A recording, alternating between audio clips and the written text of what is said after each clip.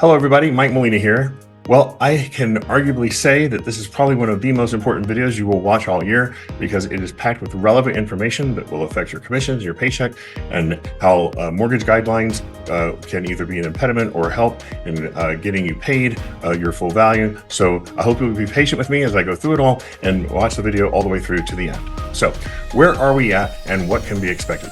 As I'm sure you no doubt know, the NAR settlement is awaiting court approval, and it has been stated that it will take effect on July 2024.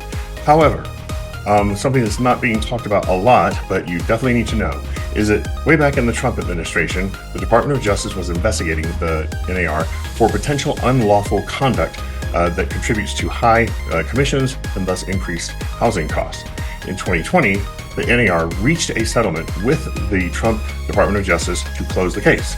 Unfortunately, the Biden DOJ does not believe that the recent settlement in NAR v. Burnett goes far enough. So, after the NAR v. Burnett settlement was reached, the Biden DOJ appealed the 2020 Trump DOJ NAR settlement, and on April 5th, in a 2-1 decision, the U.S. Court of Appeals for the D.C. Circuit made a ruling that sets aside the Trump DOJ settlement agreement and allows the Biden DOJ to reopen its investigations into the NAR for unlawful conduct under antitrust statutes. There's a link in my email where you can go to an article about this and read the whole thing. There's tons of articles. You can Google it, but I picked this one because it was concise and pretty clear. Okay? So, with all that said, in my opinion, it is highly unlikely that we're going to see implementation of anything this year. With the Department of Justice and the court still needing to approve the settlement and all sorts of other shenanigans that tend to take place with legal parlay, it seems highly unlikely. More likely 2025, in my opinion, probably at a minimum the last quarter of this year, but we'll see. Maybe I'm totally wrong. We should open up a pool. Okay, so what is the practical summary and application of all of this, and what does it actually mean? So around the middle of March 15th or so, the NAR published a 17-page FAQ regarding the settlement. There's a link in the email where you can download it complete with all my highlights and everything else if you would like that. And then you can, I'm going to be sharing some snippets here during this video. Now, it might sound like an oversimplification, but if you distill it all down to its essence, the entire settlement is about basically a couple of things. Number one, not posting buyer agency commissions on the MLS. That is, at least as it currently stands. That could obviously change with everything going on, but as it currently stands, that's one of the big ones. The cooperative compensation is still in place, meaning that listing agents can share their commissions with buyer agents just like they have for years, but take the listing, listed for 6%, share half of that with the buyer agent, etc. Okay. It's just that the field for the buyer agent commission will no longer be available on the MLS. So let's take a minute and read the actual quote from the NAR FAQ. So compensation offers moved off the MLS. The NAR has agreed to put in place a new rule prohibiting offers of compensation on the MLS. Offers of compensation could continue to be an option consumers can pursue off MLS through negotiation and consultation with real estate professionals. And sellers can offer buyer concessions on an MLS. For example, concessions for buyers' closing costs. So what is it saying? It's saying you can negotiate in the contract. If you're the buyer agent, you need to contact the listing agent, find out if they built any commissions, or you can put it in as seller concessions. And they're treating they're saying that, well, buyer agent commissions are actually buyer closing costs.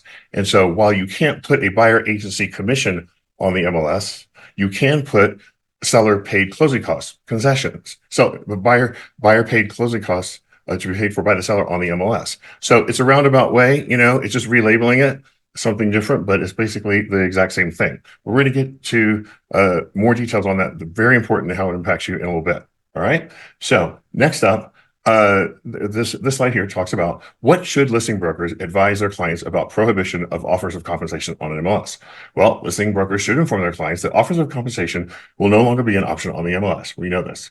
The change will not prevent offers of cooperative compensation off an MLS, and it will not prevent sellers from offering buyer concessions on an MLS, concessions for buyer closing costs, for example. Compensation will continue to be negotiable and should always be negotiated between agents and the consumers they serve. So this is basically saying what the last one said, but what I think is how they're framing it, I think is important because they say this change will not prevent offers of cooperative compensation off an MLS. That's a very roundabout way of saying Well, you can still take your listing for 6% or whatever, and you can still have it so that you, as the listing agent, keep 3 and you give 3 to the buyer's agent. That's cooperative compensation, as it has been historically for at least as long as I've been in the mortgage industry anyway. But it cannot be on the MLS. It can only be off the MLS. In other words, it can be there. It can be in your listing agreement. You can put it on a flyer. You could put, I guess you put it on Facebook. You put it anywhere you want. You just can't put it on the MLS. It seems like a whole much to do about nothing if this is all it actually turns out to be, which is a concern I have, that this is why it's not going to be all it's going to turn out to be. But as it currently stands, that's really all it is. All right. This is probably why the Biden DOJ is like, I think we're going to pursue this a little bit more. Anyway, so what this means, though, if there is no changes, that this means that both the listing agent and the selling agent can continue to operate as they always have, with little to no impact from this settlement. Now, agents will have to make direct contact with one another to inquire about what, if any, commissions are included in the listing, etc. But that's probably very obvious.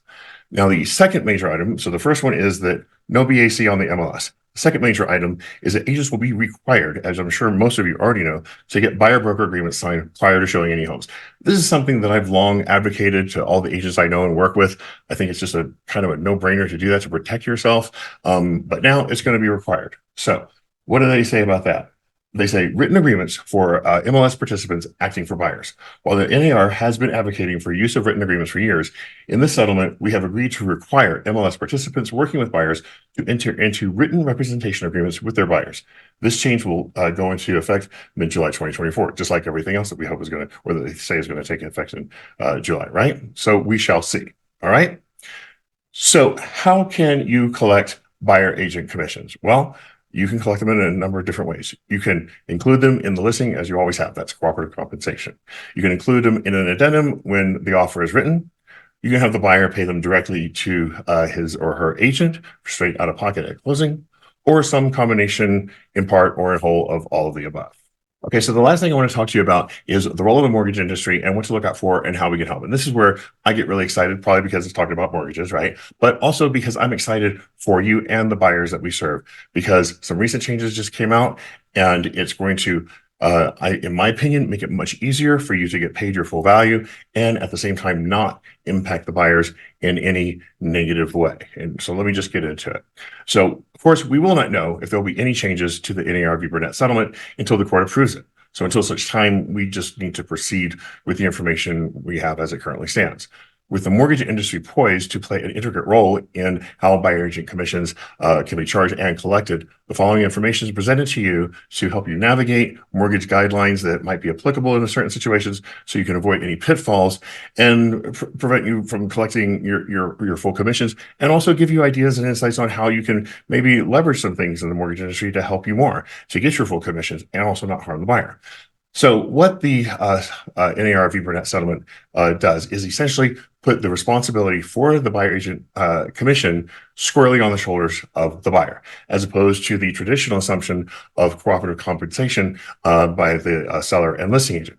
So in the March FAQ from the NAR, one of the suggestions to help buyers fund the BAC was to have them have the commissions paid via seller concessions, whether those concessions were listed on the MLS, so not commissions, seller concessions for the buyer to use towards the buyer's closing costs, right?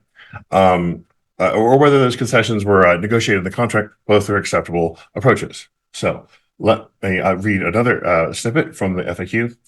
Is it possible for offers of compensation to be conveyed through channels other than the MLS? Yes. Offers of compensation could continue to be an option consumers can pursue off MLS through negotiation and consultation with real estate professionals, and sellers can offer buyer concessions on an MLS. This is, again, a rehash of something they've already said at least several different ways before. But what is important here? What is the really big point that I'm so excited about? Well, historically, whenever there's been a discussion of concessions, what is actually being discussed is sales and financing concessions.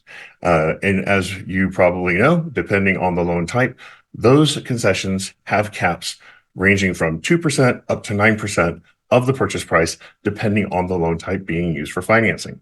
So obviously, since the seller concessions are often part of a contract and can be substantial. Like, for example, if you're engaged in one of the temporary buy down subsidy programs, like the 3-2-1 buy down, the 2-1 buy down, or even the 1-1 buy down, which could be very expensive and rack up really quickly, using concessions to pay the buyer agent commission had the potential to be quite problematic. So, for example, if you're doing a conventional loan with 5% down and you request the seller to pay some of the buyer's closing costs, well, they can pay up to 3% of the buyer's closing costs in that situation. And then you need another 3% for your commissions. Well, that's a total of 6%.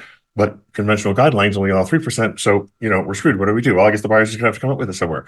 Well, you're going to see why that's not the case. So fortunately, between March 28th and April 15th, FHA, Fannie Mae, and Freddie Mac have all issued statements saying essentially that so long as the commissions are reasonable, okay, that's a word they like to throw around, which means that it didn't used to be 3% and all of a sudden it's 5%. It has to be pretty much typically what it's always been. Okay. Legal and customary, they will not be considered as sales and financing concessions as they have traditionally been defined by any of these three agencies. That is absolutely huge news. And FHA and Fannie Mae all fall in line with this. They all use pretty much the exact same verbiage. This is huge. That means in my other example that I just gave, a buyer is buying a home using conventional financing. He's putting down 5%. He needs seller paid closing costs, but he also needs to get your commissions paid. Well, now you can ask the seller to pay 3% of his closing costs and pay your 3% commissions, and it's all totally allowable. The 3% commissions do not count in the sales and financing concessions that we're normally subject to, that we normally have limits to in a transaction. And remember, it's not going to be part of the sales and financing concessions as listed on the appraisal, which means that even adding them in is not going to impact the value because the appraisal will not list them on the appraisal as they normally have to do. So that is huge, huge, huge news. It enables you to get paid your full value. It enables the buyer to find a means to finance these commissions without having to dip in their pocket and or affect their value. Just a win-win situation all the way around directly. So that's it. Thank you so much for your time and attention. I know that was a bit longer, but I hope you see the value in that. I'm super excited about this. This enables it to be a win-win situation for everybody. You get paid, doesn't impact the seller, doesn't impact the buyer. Everybody wins, and we can all just move on with this. So if you have any questions, please don't hesitate to call me anytime. I'm always happy to talk. Thanks so much for watching, and have a wonderful day. Take care.